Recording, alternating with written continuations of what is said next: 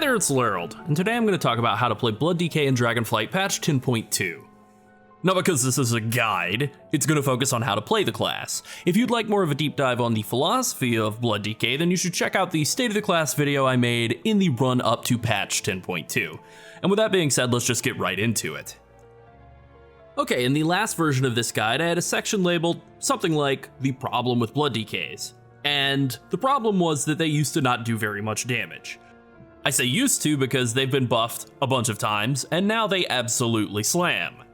Blood DK is far and away the most popular tank in Llarold, and it is probably the best one in raids in the game right now. Of the 11 guilds to kill Smolder on in week 1, I'm recording this right around the end of the first week of raiding, so maybe somebody will sneak in under the wire in Europe, but either way, of the 11 that have killed at the time that I'm recording this, 1 ran Brewmaster Monk, 10 ran Paladin, all 11 ran Blood DK. I've even switched from Monk to Paladin for progression because Paladin rules and it's pretty fun to play, and it's also better for the raid comp. Monk is still fine, Paladin's a little better right now. But whatever, that's the news update on me and Blood DKs. Blood DK has no downside anymore. The only downside they ever really had was bad damage and low mobility, and the low mobility hasn't really been a problem for a while, and now the damage is good too. It's basically just a 100% upside class, and although it's not as strong as Season 3 Shadowlands Blood DK was, I think it's about 1 billion times more fun to play. So this, right now, is what I think is the best version of Blood DK in many years, at least in my opinion, if we're talking the full package. Strength, damage output, like tankiness, utility, and then also being fun to play, being like part of that factor. I think this is the best total package of the class. Not necessarily the strongest, but definitely the most fun to play. Now let's talk about the changes to Blood DK in patch 10.2. What's interesting is that while Blood had a grand total of 0 changes written down, it actually got a huge buff to Soul Reaper. The Soul Reaper buff was flagged as an unholy change, but it's a class talent, and the buff was actually applied to all 3 specs of DK. Now, I said in the State of the Class video that there was no way that Soul Reaper would actually become a competitive talent in patch 10.2 despite being a part of the class tier set bonus, but some helpful Blood DK friends took a look at that and said I was wrong politely, which, hey, I love when people tell me that I'm wrong politely, and they were also right. Soul Reaper is a totally competitive talent in raids now. Llarold is another single target raid, basically. And since Soul Reaper hits for like 150,000 damage for a single rune, a single global, you basically always use it over A-Bomb Limb in raids, unless you're on a fight where you need A-Bomb Limb for that ad gripping crowd control utility. I think the only fights that would qualify are Gnarlroot, Farrak, and maybe Llarold. Me. My concern with Soul Reaper was that it generates fewer resources than Heartstrike. That's still true. And A-Bomb Limb is also a Bone Shield generator, so sort of a defensive cooldown. Not really though, but that basically doesn't matter due to the increased item level that you're getting. The amount of haste that you're gaining in this patch is kind of covering up that difference. And also you can just shift around some talents in the right hand tree to get more resources, and that totally offsets running Soul Reaper, and then you get to do massive amounts of execute damage too. So, you know, basically Blood DK is back. It never really left, but also it's back. Now let's talk about how the class plays. Blood DK is a complex tank that has enormous amounts of self-healing, and it is, for the most part, agnostic as to what type of damage is coming in. This means that unlike warriors, monks, bears, basically all of the other tanks who are much stronger at mitigating physical damage than they are magic damage, DK kind of treats it all about the same. DK technically has armor, but the real point of it is that when a DK takes damage, it uses Death Strike to heal back up, and the damage type just doesn't matter. You take damage, you use Death Strike, you stay alive, you win. Now, because you have to take damage in order to heal it back up, Blood DK feels, I would say, a little bit more sketchy than other tanks on average, but a lot safer when things are super scary. There are other tanks that I enjoy more overall, such as Paladin and Warrior, but when I'm on a Blood DK, I feel more in control of my own destiny. That is to say that I feel less likely to die, and it's really not even remotely close. I know that when I die on a Blood DK, it was my fault. Usually that's still the case with the other tanks, but not always. I died in raid on Paladin this week, and it wasn't my fault. It wasn't my fault. But if I'd been on a Blood DK, I could have just Death Striked and I would have lived. The way Death Knight operates is by maintaining several offensive and defensive buffs at all times while tanking. One of those is Death and Decay, a ground-targeted circle that deals damage over time and gives you increased haste, damage, and healing as long as you stand in it.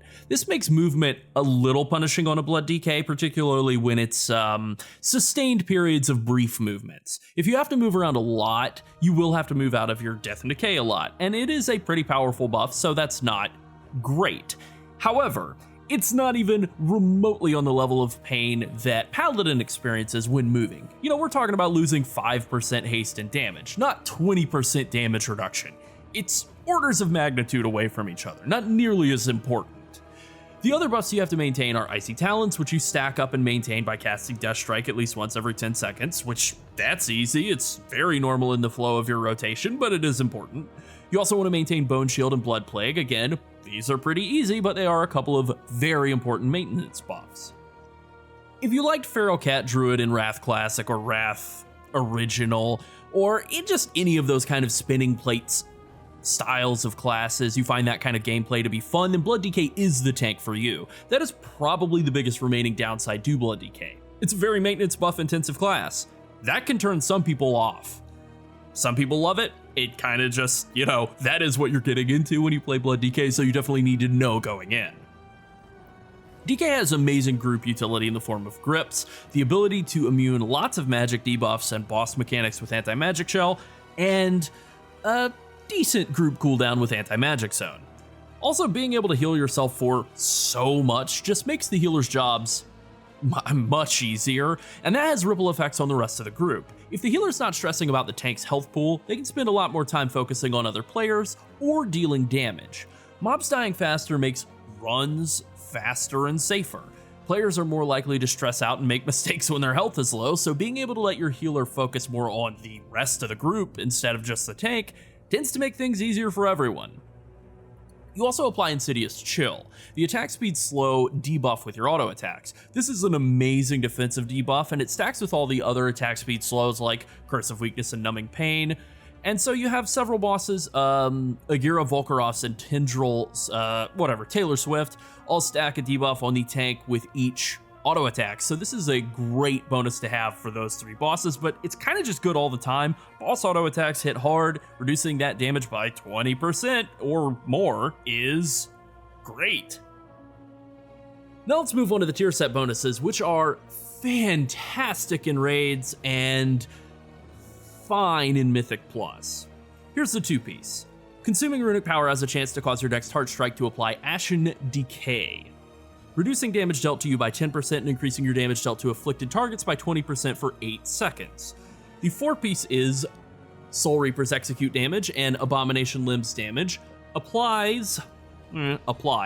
Ashen Decay to enemy targets, and Heart Strike and Blood Boil's direct damage extends Ashen Decay by 1 second.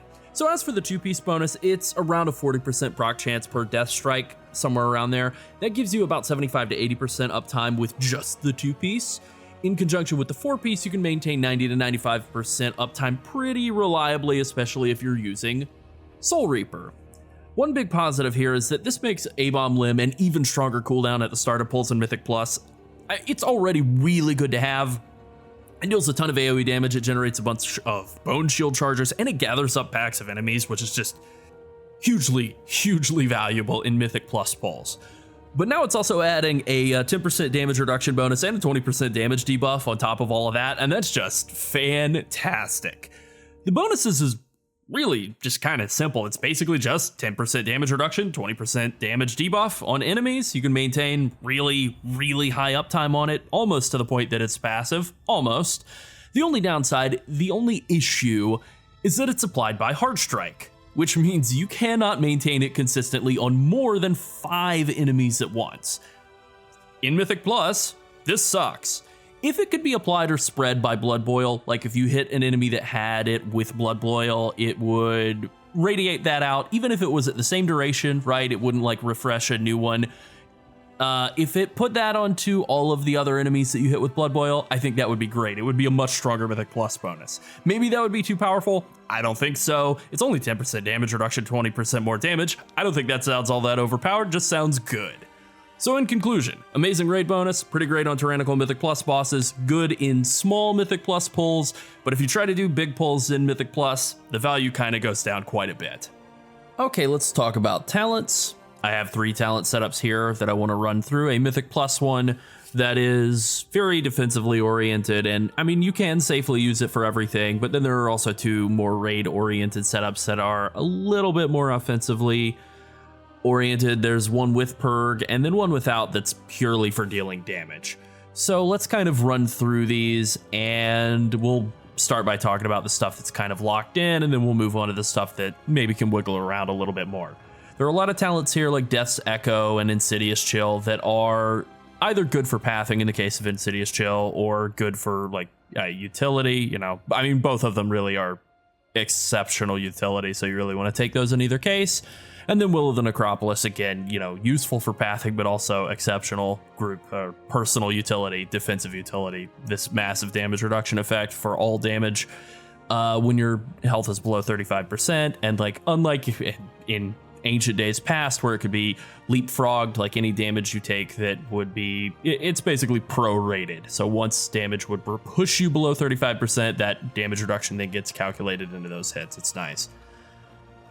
Ultimately, you have the choice here of either A-Bomb Limb or Soul Reaper. That's basically just whether you're in AoE situation or Mythic Plus, or you're in raid and a pure single target situation and just wanting to maximize your damage. If you're just kind of playing defensively, A-Bomb Limb is basically the safe choice all the time. Other than that, you kind of have wiggle room with 1 point in the left-hand tree. I had previously put it in Control Undead because I hadn't played Blood DK yet this week in Mythic Plus, and last week was Incorporeal week, so I was using Control Undead to MC the Incorporeal ads. But generally speaking, I wouldn't use Control Undead unless I was doing like a Taldazar. You can steal the brains of those big boys and make them run around and smash stuff for you, and that's pretty nice to have. Otherwise, generally speaking, people will either put it into Anti-Magic Zone for some group utility, or they'll put that point into Acclamation for personal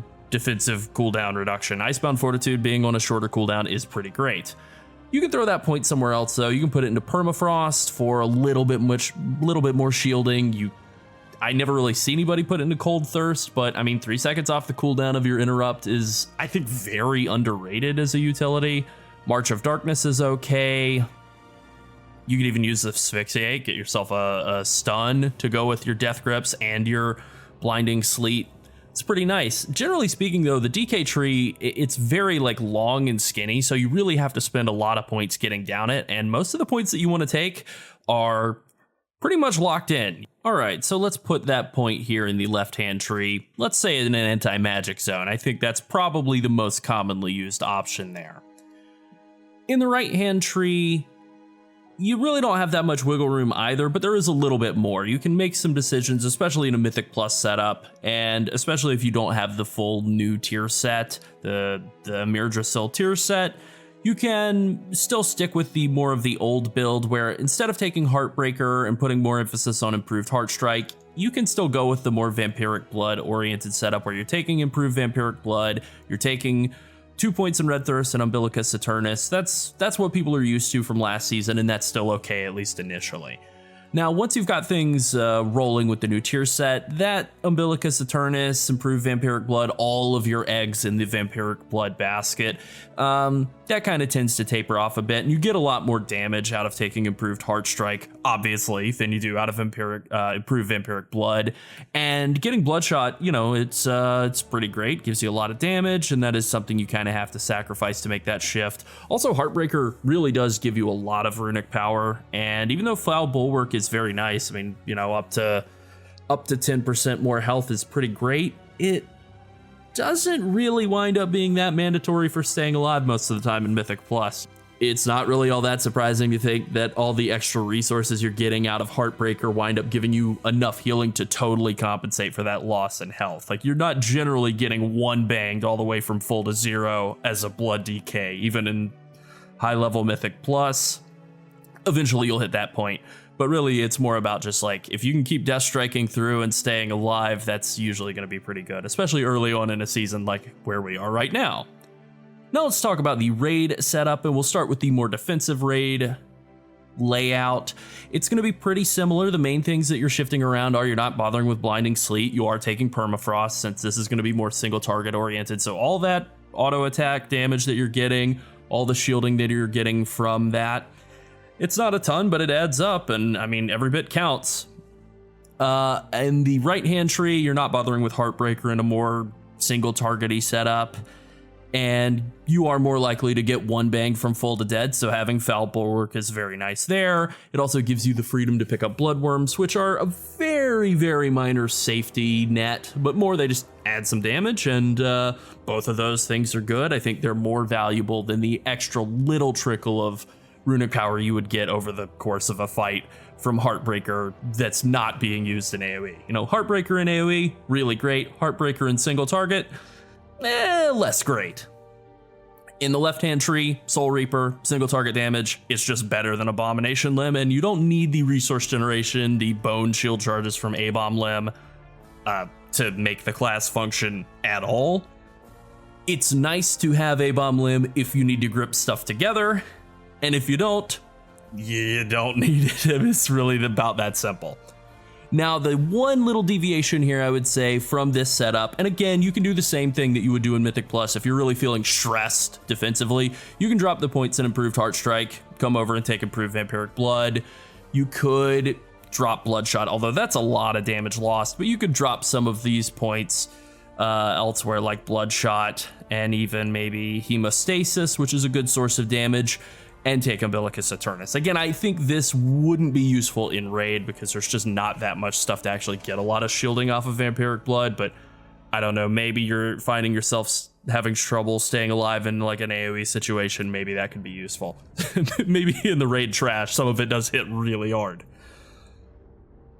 In any case, I think, you know, Improved Vampiric Blood can be a nice little defensive lifeline if you're really feeling stressed. And similarly to picking up Rune Tap, that's really where that Hemostasis point comes from. You can come over and get Rune Tap. It's okay.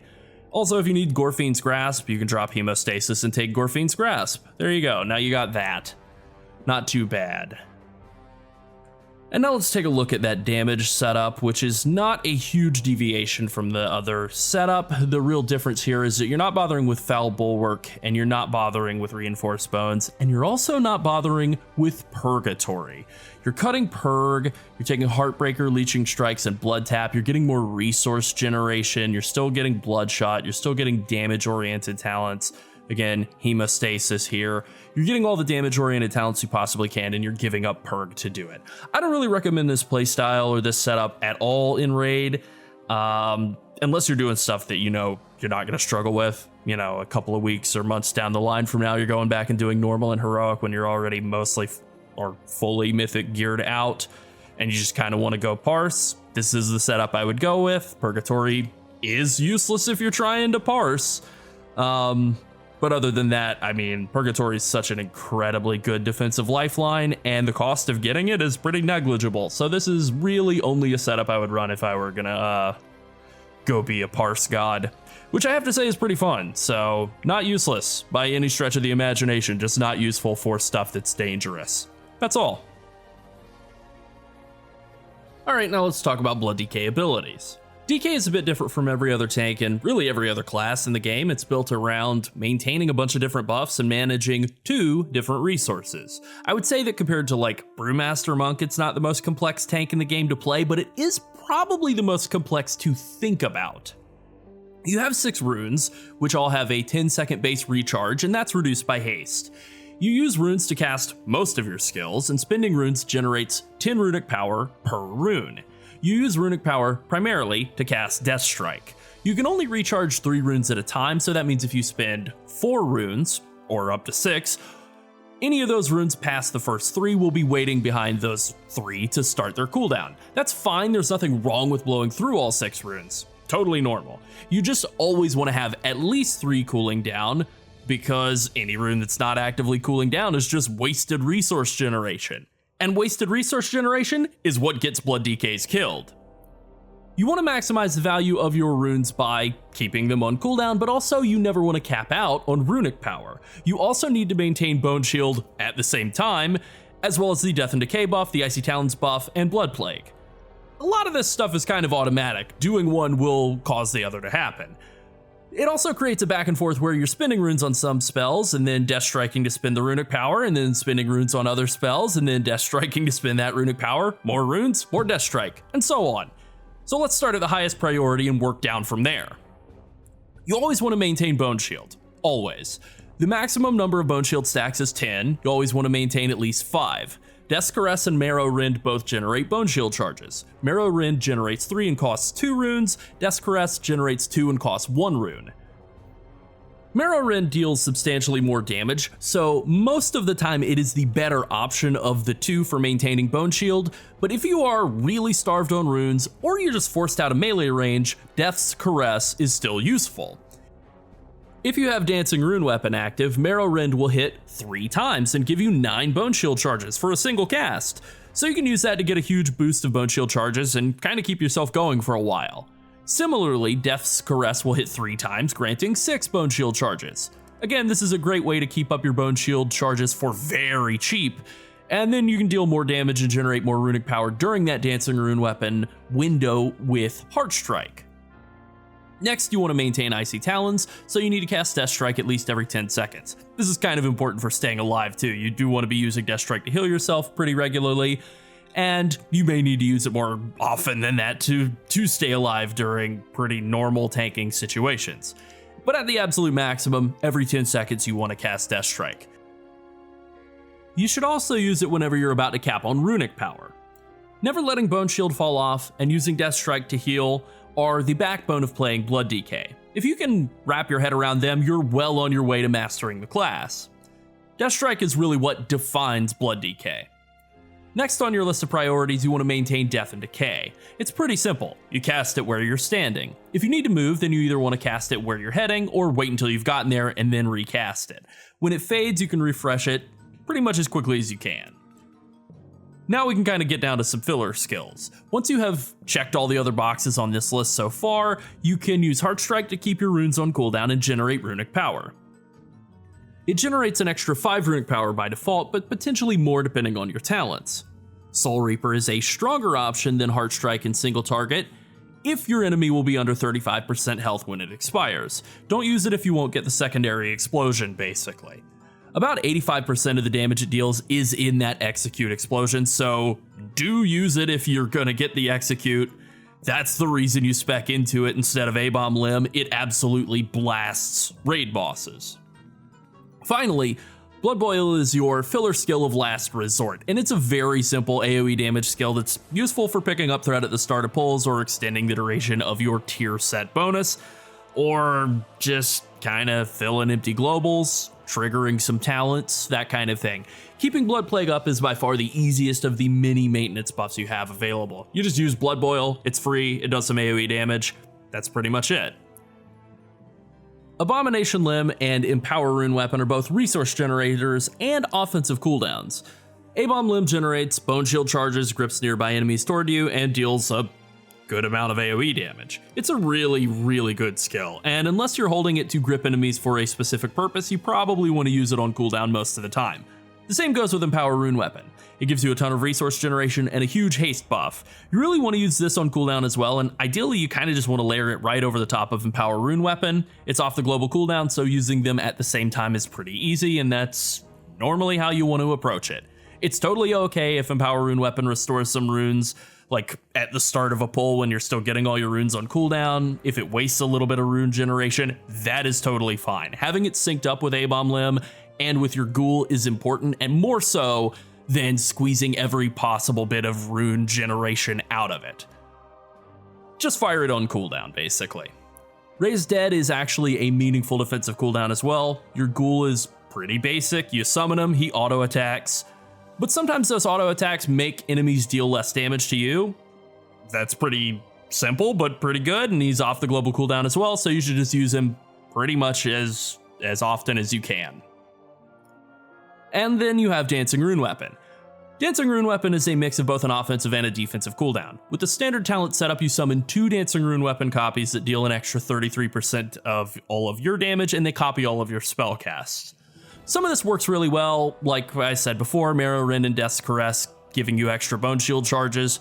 Your Blood Plagues will copy and apply 3 stacks to all enemies. The threat that your weapons generate also carries over to you, so it's a great skill for holding threat at the start of pulls or ripping threat off of your co-tank. There are also some stupid components to it as well, though. I think the best example is Death Strike. If you cast Death Strike, so do your Dancing Rune weapons. You heal for the normal amount of Death Strike healing, and they also do, even though they're disembodied swords. If you have your floating combat text, you can even see a couple of green numbers appear over each of the Dancing Rune weapons as they Death Strike and heal themselves back up from, full health to even more full health. Because of the amazing cluster of talents in the central line of the blood talent tree, you pretty much want to use Dancing Rune Weapon as often as you can. It's a major cooldown, and it gets a ton of cooldown reduction from normal tanking behavior, so you really want to maximize its value. The only time that I wouldn't pop it on cooldown is if I'm not actively tanking during a taunt swap raid boss fight, or if I'm in Mythic Plus and a pull is pretty close to ending, I would want to save it for the start of the next pull. Now let's talk about Tombstone.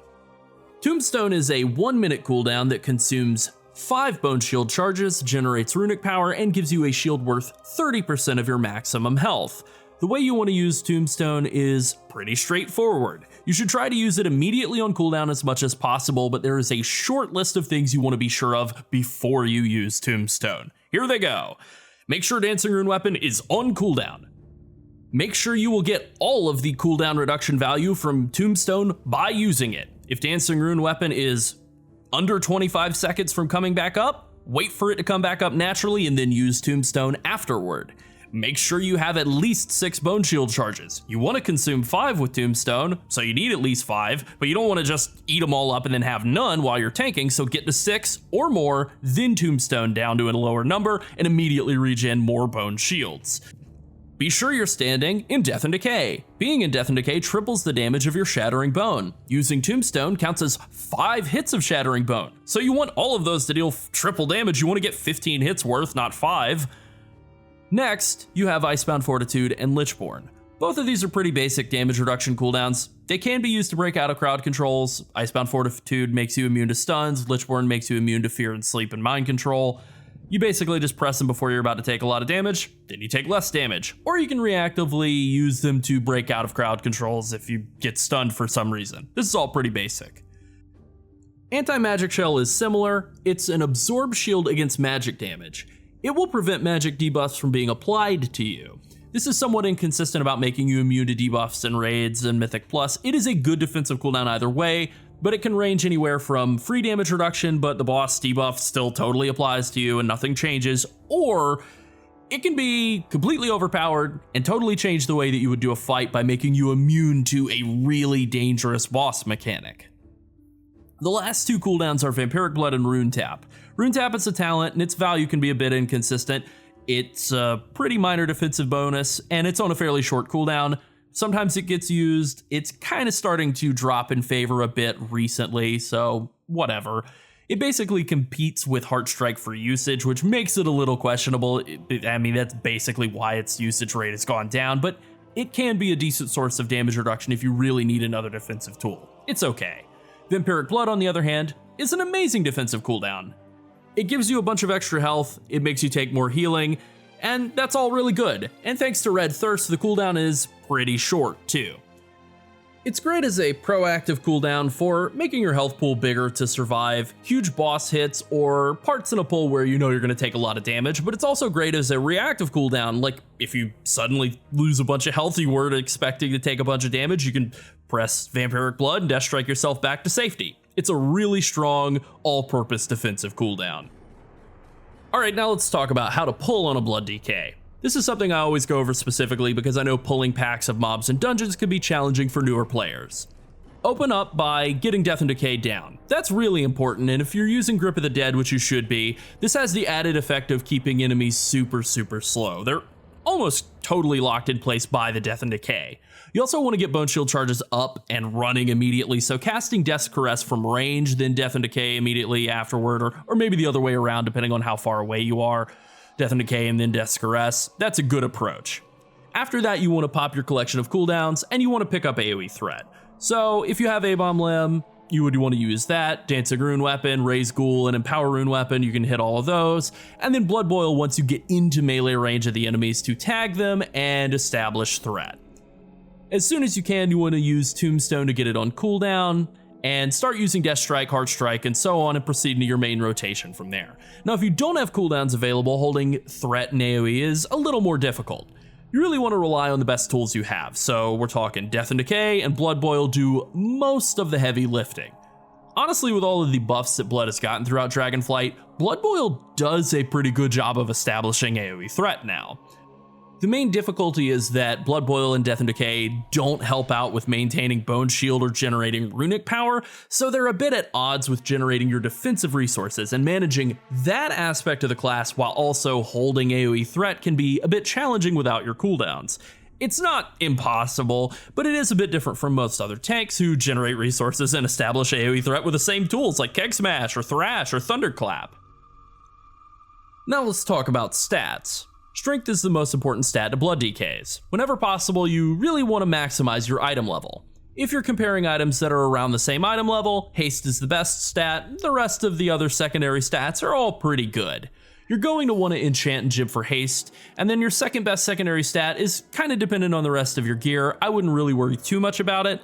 I generally prefer haste versatility as that is the most consistent all-around damage mitigation setup. Some Blood DKs and high-level keys have used Haste Mastery for a little bit more reliable physical damage reduction from Blood Shield.